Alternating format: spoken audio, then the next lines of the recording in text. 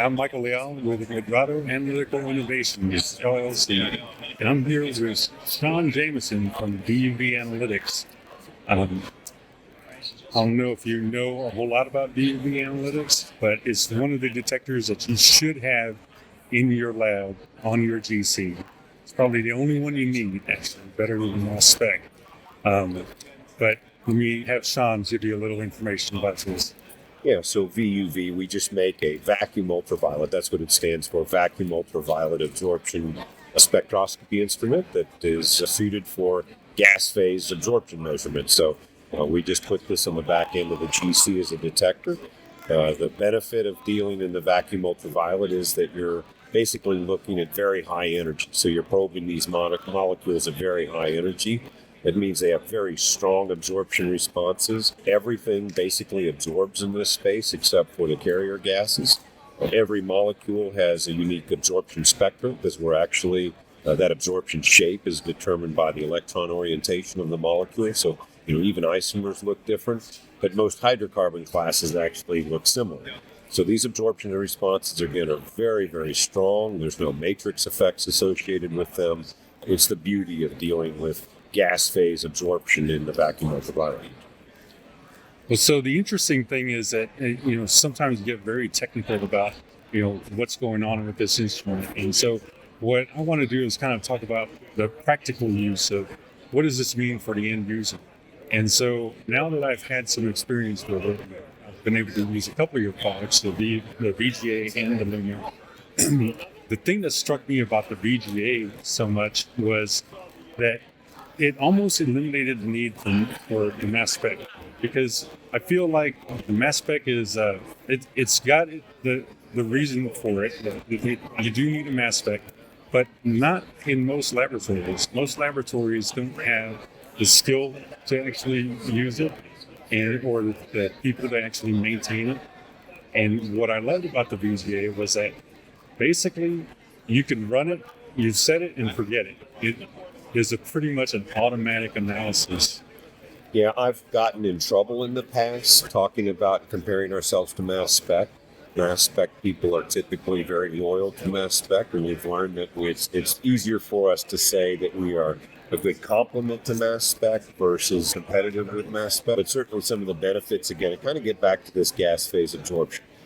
These absorption responses have no matrix effect. So when we build a library of hydrocarbons, benzene, for example, is always going to look like benzene. The molar absorptivity, or the absorption cross-section, is always going to be the same on every instrument in the world, and no matter what the matrix is. So if benzene, for example, is in the presence of something else, like a methylcyclopentane, you're just going to see a linear combination of that benzene response plus some linear amount of the methylcyclopentane response. It doesn't change the absorption response of the benzene, nor the absorption cross-section of that benzene. There are no, again, matrix effects. You don't have ionization efficiencies to worry about. So now that we've got these absorption spectra and absorption cross-sections captured in our library, now we can go through and spectrally identify everything. And that is one of the great beauties of our methods. We've got methods for Piona for gasoline, the aromatics for jet fuel, the aromatics and fatty acid contents for diesel fuel, and then now also for pyrolysis oils, where we add into the groupings of those the styrenes or the conjugated diolefins as well. We report those classes. But again, that's all based on the beauty that once you build an absorption library for that, it doesn't actually matter exactly what product we're measuring. It's looking to spectrally fit those molecules, and we know exactly how those molecules are going to respond, and therefore, and those are linear responses based on Beer's law of absorption. So quantitation with this instrument is very unique.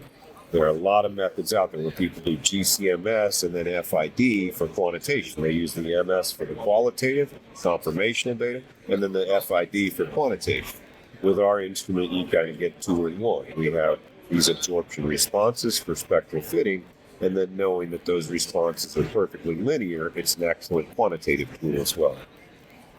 Now, one of the things that I thought was a pretty smart move from you guys is that to bring it into the petrochemicals, you started with the DHA, and you went and got one of the fathers of DHA, which is Dan Wyszynski. And I always kind of hated the DHA analysis because it was so long. There's so many peaks. You got to use these reference materials or reference peaks and line them up. So it wasn't just like a run it and go. You had to actually sit and process the data afterwards. And even still, you weren't really sure about like what the data actually was. You were just going by retention time. Well, Dan has certainly been in the industry for a long time. If you meet him and look at him, you'll be able to see that. But no, Dan is obviously, he's the author of 6729, which is kind of the counter to 6730, the Canadian version of that, if you will. And yeah, this DHA, for example, I do consider that to be our most disruptive product. We've got standard methods. Again, we've got a Peona analysis, Peona Plus for gasolines, E8071. We have the similar one, Peona Plus, for the European fuels method, the EN228 spec. And this is an EN18015 method. Same, Peona Plus. There we speciate the BTEX plus the MTBE, the ETB, the TAME, the other oxygenates.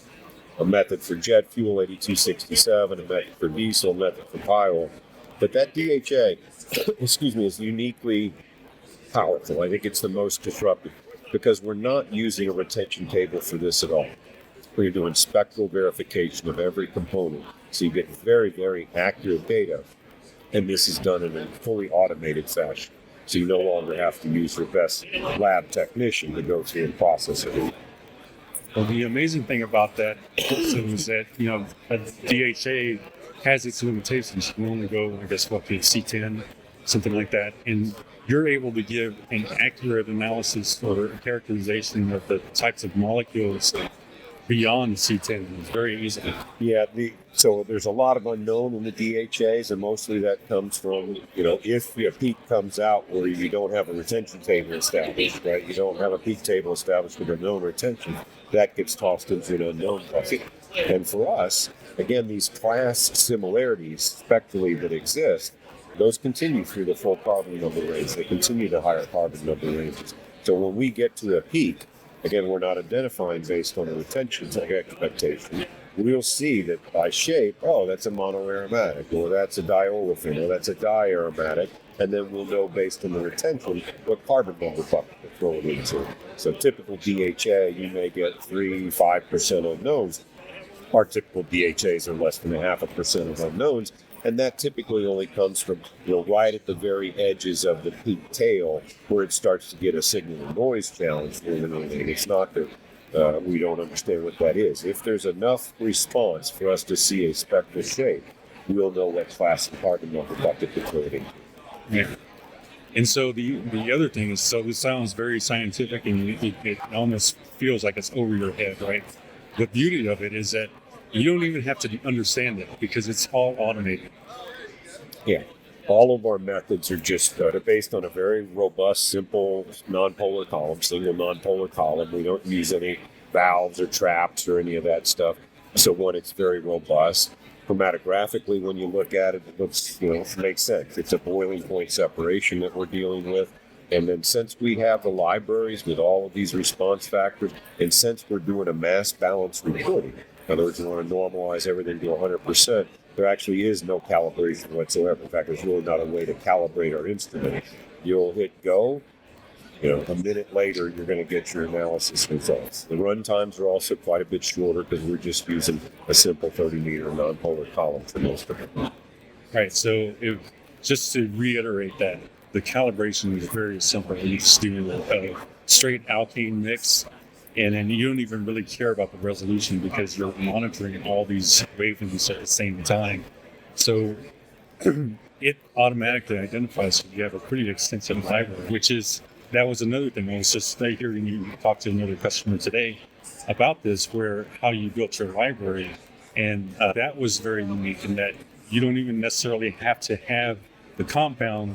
You can predict what the shape of the spectrum is going to be just by how many molecules or how many carbons they have. That's right. Our absorption shape is determined by the electron orientation of the molecule. So as you might imagine, again, isomers look differently. Stereoisomers, positional isomers, chiral compounds would look the same. But other than that, they all look slightly differently. But because you're looking at the electron orientation, you can also then imagine that you're going to have similarity amongst all of the monoaromatics. You're going to have similarity against all the diaromatics, or all the monoolefins or diolefins, and even separation between what looks to be non-conjugated versus conjugated diolefins.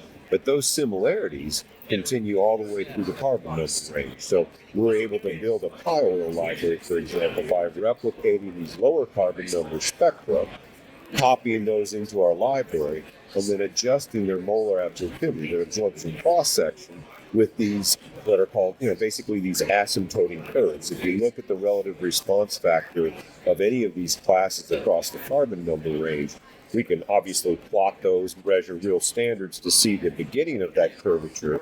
And then you'll find that, you add another carbon number, you don't really have quite the effect, change in the carbon number as these get heavier and heavier, or the response factors as these get heavier and heavier. So they really are these asymptoting shaped curves.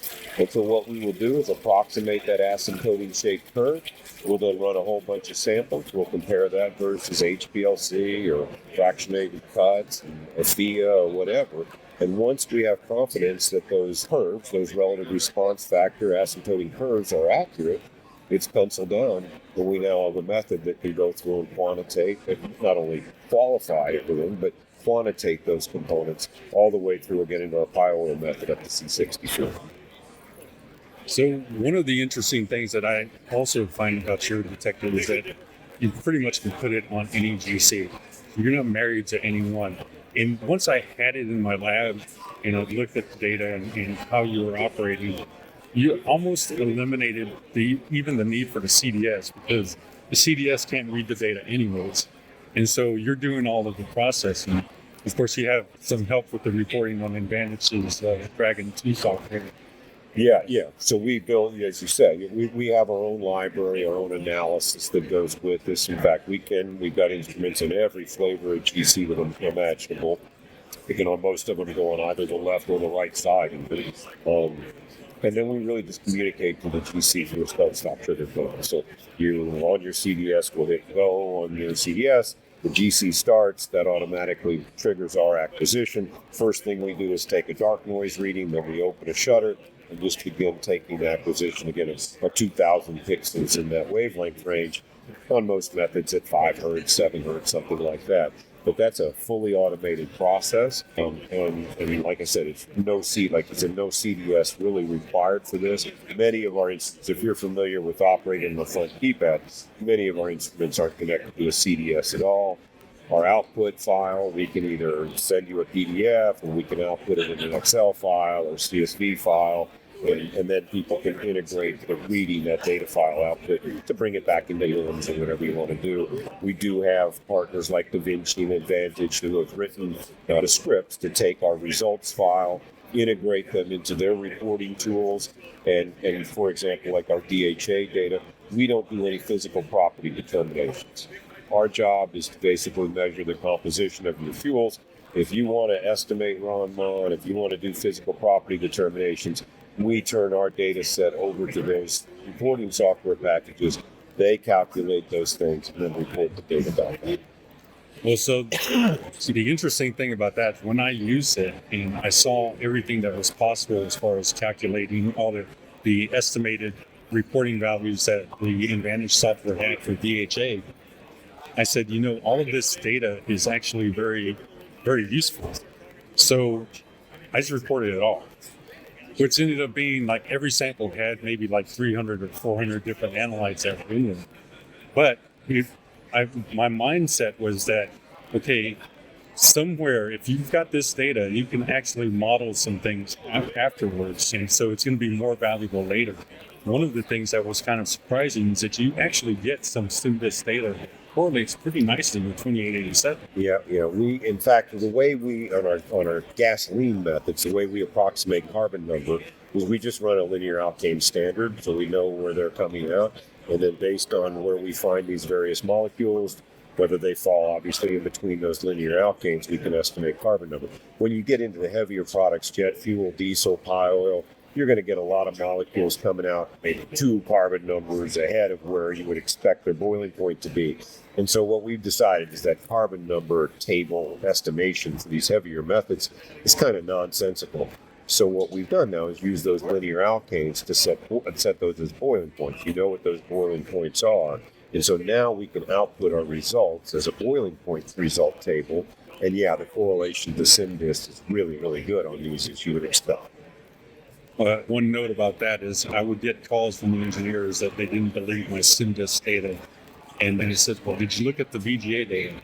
Because if you went and looked at it, you would see that it actually matched pretty well. And my advice to them was actually start measuring both, basically measure the delta of it. And when you see that delta change, then you start questioning whether it's real or not. But otherwise, if you see the numbers staying the same, then you need to go make a change. So you don't have to wait for the lab to rerun anything. You've already got the data to make a move. Yep.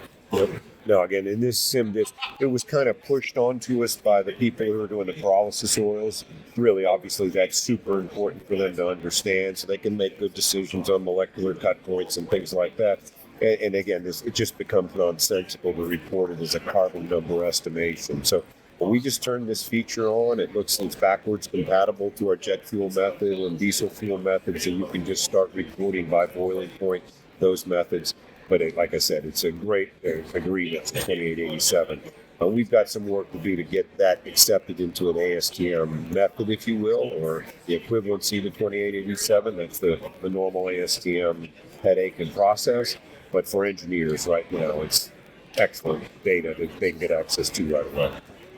Now, just a note on the Advantage software as well, the estimation of the Ron and Mon is really good for the neat samples. What I wanted to do was to actually basically analyze the ethanol that we're blending with and start making a model the same way. So you'd have your gasoline, your neat gasoline, run on the same instrument as your blend, as your ethanol. And between all those, you could probably build a really good model to get actual octane numbers off of your analysis. Great concept. I mean, it absolutely is. The Ron Mon, again, we don't, at VU, we can measure your fuels really accurately and really well, but we didn't want it. We're not hydrocarbon experts. We're VUV experts. So we didn't want to get into any of the formulas that deal with physical properties or avoid those as much as possible. And even on the Ron Mon, there are several Ron Mon tables that exist out there. Phillips 66 has a proprietary kind of one. There's some that were done by some Dutch researchers many years ago. Exxon does it a slightly different way. I think in the Dragon software and some others, but you can actually pull in these different Ron Mon tables.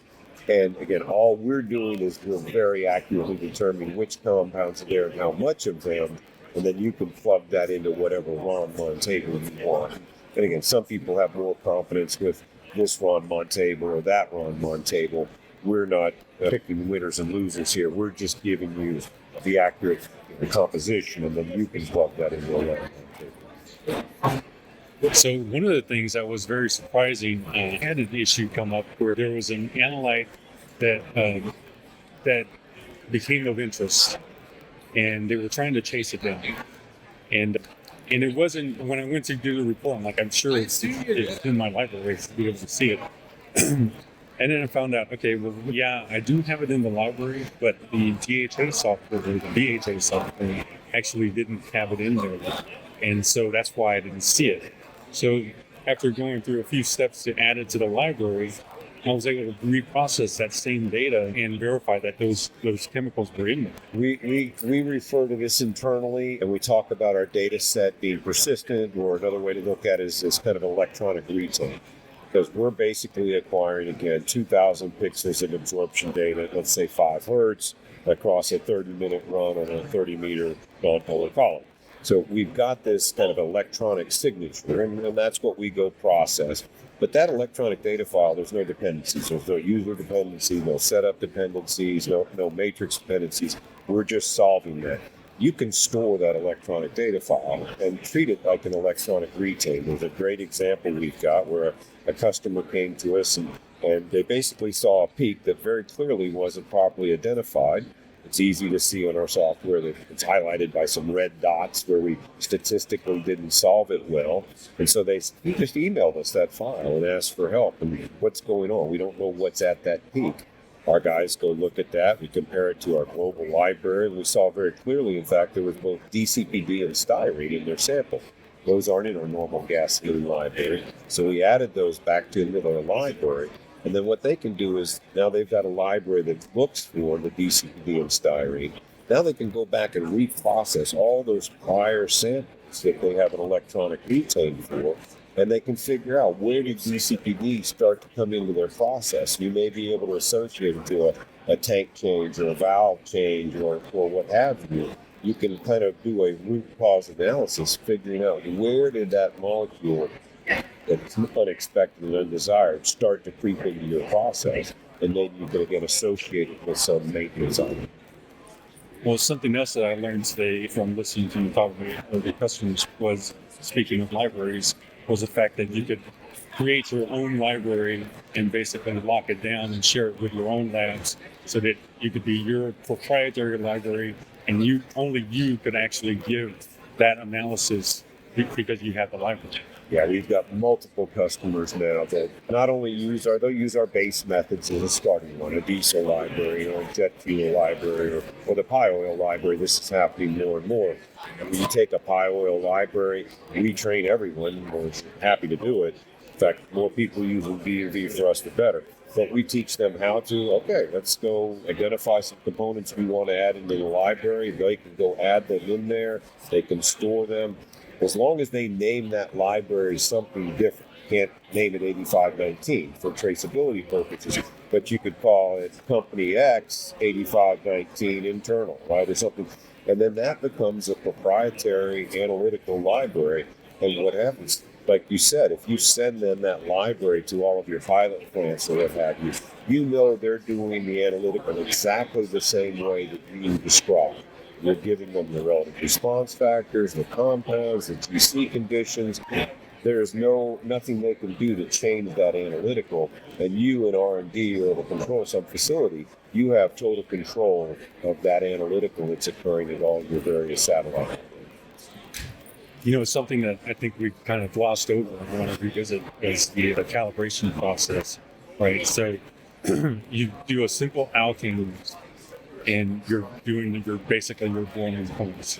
But the beauty of it is that you use relative response factors.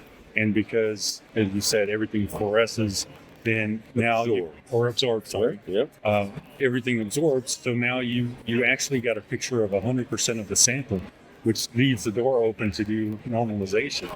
And that combination is so powerful and makes it so simple to use. Yeah, in fact, and then we do another step. So we will run a linear alkane mix, and really that linear alkane that we run through there, it wants to cover the carbon number range of the sample you're looking at. So again, whether it's a jet fuel, diesel, gasoline, we run a linear alkane sim. But really what that is for is to give our instrument the knowledge of where in the library to search. Because we don't want to search in the C3-4 region for C20 compounds that might be eluting. That's kind of nonsense. So we just, in order to speed up the analytical side of this, the processing side of this, we run that linear alkane standard. Then we say, go search plus or minus a half a linear alkane of that retention. So that's what that linear alkane is used for. And then what we also do is, if you look at Beer's law is kind of a set of equations, if you will, or a set of unknowns. And the first and most important unknown is mass of analyte in the system, right? That's what we want to measure. Well, another one is you need to know the absorption cross-section of the molecule. Well, we know that. That's these libraries. Another one is the geometry of the flow cell. Well, we know that. It's our flow cell in spec, so we know that very well. The other one that you've got to solve for is the flow rate through the instrument. So what we do is we have a very simple gravimetric mix that we have with every method. And when you first set that instrument up, what we will do is go run this gravimetric mix. It's very much like a Agilent 512 mix, for example. And in this case, we know what the benzene is. And it's a very known value, a targeted value of benzene. But without any processing, we just want to look at the peak height of that benzene.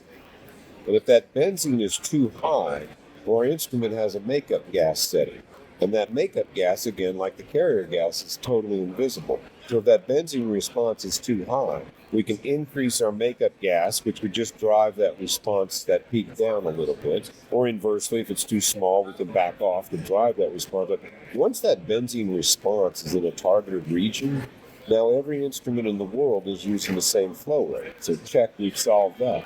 So now it's reduced this to just a first principle technique. The only parameter we're measuring for is a spectral fit and a linear response for how much of it is in the light is in this flow cell at that time. So it reduces it to this very simple first principle linear regression analysis that we do. And yeah, as you say, if you detect everything, then you can normalize this to 100%. And if you have relative response factors for everything in your library, there is no calibration other than setting that makeup gas setting. It is a push button to get the results kind of transactions. The thing that's kind of a shock to me for a chromatographer who's never done any of this, put it in their lab, is how does it work? Like it doesn't compute, right? And because we're used to being able to turn some certain levers and stuff and troubleshoot, and it wasn't very clear as to like what it is that you do to troubleshoot this instrument if something doesn't sound right. And it pretty much seems like you're pretty much limited to like maybe it's like a leak, or maybe your lamp is degrading, and so you gotta adjust your mirrors, which is pretty simple to do, and then you're right back where you started.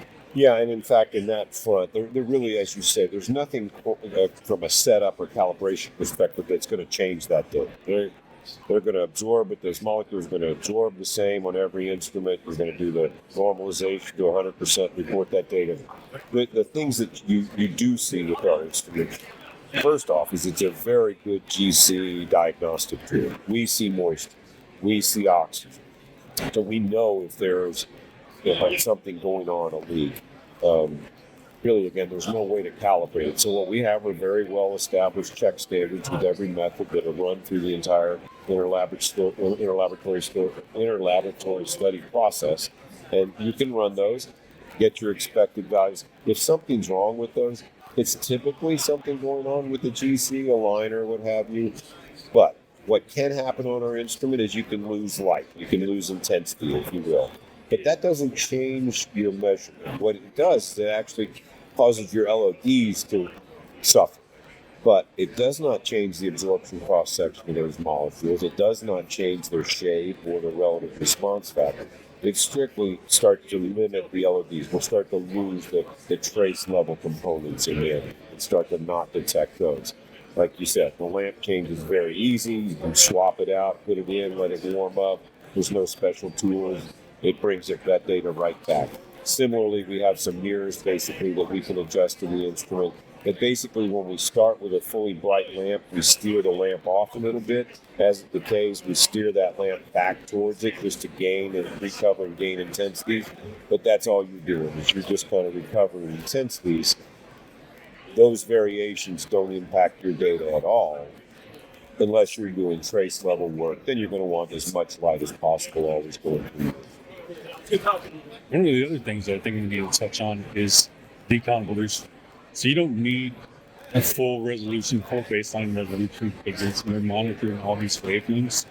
And if you don't know what deconvolution is, it's basically if you have a peak that has multiple chemicals in it, how do you know? So if you use like an FID, you get one peak and maybe it looks a little bit odd, has a shoulder or something like that, and you don't know what it is. And the way I've described it to people too is like if you look at your hand this way and imagine that's a peak, then that's all you see. You only think that there's maybe one or two components. But by deconvoluting, you can see that no, actually there's 5 peaks. And so that's such a powerful tool that I don't even think people are used to doing, because it's usually a mass spec thing. Yeah, it requires qualitative data, right, in order to be able to do any kind of deconvolution. There are ways to do it with an FID, but you're going to basically drop a vertical, you're assuming a Gaussian shape, all of those things. With ours, again, it's totally different. And again, it kind of gets back to this fundamental benefit of VUV absorption.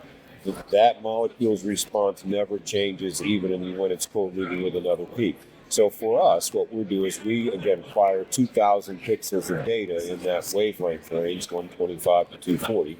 You'll get this continuous waveform, some shape, which is, it's important that it's a continuous waveform. That's actually a constrained mathematical model, which means there's finite solutions that can fit that constrained mathematical model. Now, if you use our library as the possible candidates to solve that constrained mathematical model, and you know that those spectral shapes all behave linearly, then it's easy for us at any acquisition, if we see some measured shape, it's easy for us to go look in the library and see if there is any single molecule that has that shape. If there is, how much linearly. But if it doesn't fit it statistically well, excuse me, you can go in the library and say, and this does this automatically, is there any linear combination of any two molecules that create that shape? If so, how much of A, how much of B? Is it statistically a good fit? No? Okay, go look at any three linear combination of the molecules in the library to fit that, or 4, or 5. And again, we just have a goodness of fit threshold to tell us when to put our pencil down and hit solve. But we do that at every time slice, we call it, and think it is every acquisition. You're not assuming that it's a Gaussian shade. So you may have a polar molecule that's got a long tail of water, for example, that has a long tail on it. We're not assuming a Gaussian and dropping some vertical on there. We are actually in every acquisition solving for the water until it fully disappears. Because if we don't spectrally match it with enough goodness of fit for us to move on.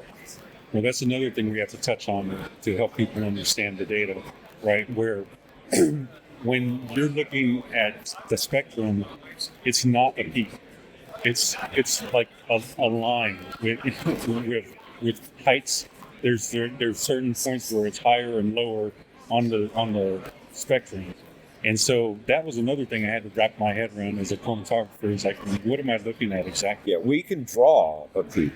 When we draw a chromatogram, simple, you can draw a chromatogram as you can think of it as just take an average response of every pixel from 125 to 240. You take an average of those, then you have this analog data that you can draw a chromatogram to.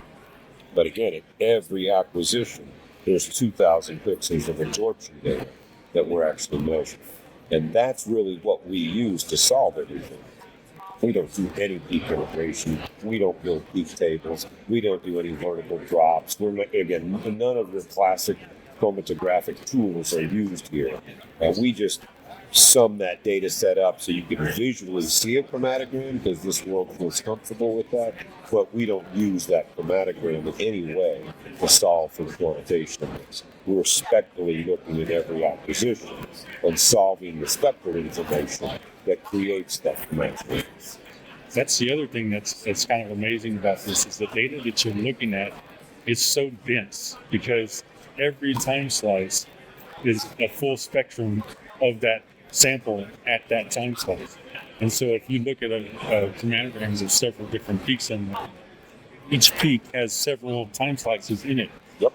Yeah, this is an interesting concept that took some people a while to get their head around, is that we can, I describe it this way, you can acquire, solve, and sum, or you can acquire, sum, and solve. And what I mean by that is with absorption data, again, it's just a linear response. That's the beauty of this absorption data. So let's say you're acquiring data. We could, at every acquisition, go through the spectral fitting like I just described and solve every one. That's fine. But now you're doing a lot of calculations. You're 5 hertz, 10 hertz, whatever. You're doing that spectral fitting every 10 hertz. And so that's what I would call the acquire, solve, and then sum. And then what you do is sum those results at the end. With absorption data, you can just sum the absorptions and then solve those, and you get the same thing. We call it a fit value, but it's the same thing as your peak area. So in our way of thinking of it, we acquire, we sum up the absorption every 0.1 minutes or 0.01 minutes. You can set that knob, but we don't have to acquire it at 10 and solve it every 10 hertz. We can acquire at 10 hertz, so we don't miss any data. We're not taking few points during, too limited number of points across a peak. We're taking still 10 hertz, but we don't have to necessarily go and solve every 10 hertz. We can sum that data up and then solve that summed absorption, and you'll get exactly the same area. We just happen to call it a fit value or fit weight. In this world, it's kind of known as a peak area, and the value is exactly the same for either one of those approaches. Well, so I know that there's been a little bit of a slow start as far as bringing it into the petrochem, right? Because as I see it, people don't understand it. And even when I first heard about it, I didn't really get it. But then once I got it, I was like, we need to have one on every GC, because this is the most powerful detector that I've seen, especially for how easy it is. So tell me a little bit about that struggle. Well, I think anytime you come out with something that's novel and complicated, particularly this novel, it's a totally different way of looking at the matter, right? And then in this world, most of them have grown up, cutting paper peaks and looking at the side. I mean, if you hear the stories of the old school ways that these things were done, this is a vastly different way of doing it. So I think really when you say it's a slow start, I agree. We put a product out there that we thought was this novel detector that people would get their head around and go develop methods with all over the place. And in fact, what the world did is they kind of sat on their hands and said, okay, now show me something you can do with it. And thanks to Jay Grills and a few other folks in this industry, they said, Fiona, you can solve Fiona. People are interested. So we put our head down and focused on Fiona analysis and came up with a very simple way to do Fiona analysis, very robust way, and took that through the ASTM process, and again have great success with that now. But then we thought, well, okay, we've shown everyone how to use this toolkit. They're going to start developing their own methods. And what the industry did was sat on their hands and said, okay, great, what's next? And so we had to develop the jet fuel method. We got that through X3 and ASTM in record time. We presented the concept of measuring jet fuels with VUV in December of 2019, I believe it was. And we had completed the full method ballot subcommittee in Maine and ran our full ILS and got that approved through subcommittee in Maine. And in December of 1 year later, we had our full method and ILS completed for jet fuel. I'm sure that's still a record at ASTM today. But then the world sat on their hands and said, okay, what about diesel fuel or biodiesel? And kind of pushed us to develop these methods and take all of that through the ASTM process on our own. Now the pile oil is different. The pile oil has been delivered it's a recycled polyolefin analysis, Fiona type of analysis. But now everyone's pile oil is a little different. So they want to start with their 8519, but now the world has asked us more and more, hey, how can I add more oxygenates in this? Because I'm actually working with a bio-based pile oil. Or how can I add more sulfur components in? Because I think I'm going to have high sulfur levels. Or how can I add more styrene? And so more and more people now are starting to take our methods and modify them for this internal proprietary customized use. And the adoption is obviously spread quickly, not only with our method adoptions, but now people are starting to do their own method development for their products. Well, I've been a fan of your detectors. I think about a year ago, I had this why VUV matters. And I still think it's one of the most innovative detectors that are out there. And beyond just because of what you can do. Because there's this opportunity. Since you don't actually belong to any one manufacturer, you're your own entity, it kind of frees you up. And I'm even understanding it more from the work that I'm doing myself, in that because I'm operating as independent, I can talk to anybody. And so I can share ideas and I can collaborate. And what you taught me is that, working with you and working with Thermal is that, if we sit in the room together and we start talking about an idea, there's a million of them. Together we could just there are a million things possible with it. I mean, there's a huge future for this thing. Again, we've had to kind of walk the industry through how to bring those things to a commercialized product. But the hardware is the same. The toolkit is the same. The libraries are the same. But now people are starting to recognize that we can modify these things to do other stuff with it, right? And it really is opening the door. Like I said, we're GC agnostic. We don't really pick or fade winners and losers in that world, of course. And that does allow for a lot of collaborations in a lot of different areas, as you described. We can brainstorm all these possible ideas. I like to refer to that as a kind of a greenfield, meaning when we first came to market, the academics loved our instrument because there was no publications out there on applicated use of vacuum ultraviolet. It's a similar thing in this world now. When you start to deal with applications, hey, have you looked at crudes? Hey, have you looked at whatever? Marine diesels. If you look at, there's a lot of things we haven't gone to do. And I think now people are starting to recognize it, particularly some of our partners who want to exploit the BUV to get into new customers or new markets, that if they put a little effort behind developing a solution with our detector, they're going to be the first ones in the market for that. And again, I think the credibility is now exists with these ASTM methods and the adoption of these regulatory bodies. But there are a lot of greenfield markets and applications out there that are possible with this thing. We are a small company that are focused on V2V, so we do rely heavily on collaborators and partners to go be this kind of next level of what applicating this thing. That's one of the things that I really like the most about you guys is that because you came in and you knew what you were the expert at. You were the expert at this technology, but you weren't the expert at the others. And so that just kind of created this opportunity like, hey, if you have an idea, if you are willing to put forth the effort to do it, you can do it. And I think it kind of is a starting point, right? Because it's kind of like a spark where this could happen more. I feel like some of the work that I've done with you has kind of inspired other people to start to collaborate and try to work on things like this. Absolutely. I mean, it's just a simple example is our Luma detector, which is a little bit different. It's a trace level detector. It's not a CCD library-based detector. It's looking at those same absorption ranges with the PDA, where we can play with electronically enhanced sensitivities, but we output 12 channels of data. There's still spectral fingerprints, spectral information, but it's a lower resolution. And again, we're not based on libraries. So you build a beat table up, and this thing can go measure all of those components. But we're starting to see now, particularly on that one, we're working on a water and LPG method. But as soon as we started the water and LPG method, you went off and ran on a different column, a similar look at it. And sure, you can see all your oxygens, you can see all your sulfurs, you can see. And hearing that discussion, we have a couple of customers actually stopped by the booth today that said, oh no, we're not following your water and LPG. We'll adopt it when it's done. We're already making our counter to 2163, right? We're doing that. So we are seeing more, and we've got another one who has said we're very focused on doing the 5723, I believe is the sulfurs in LPG. 5623 to do the sulfurs in LPG. And so they're off on their own, looking at finding a replacement to using the SCD with our Luma product. Right? And so I do believe, again, now that one, we have years of credibility, hundreds of instruments out there, that's a big part. You got to have credibility in this building or in this industry, and people know that it's a robust technology that can be supported all over the world.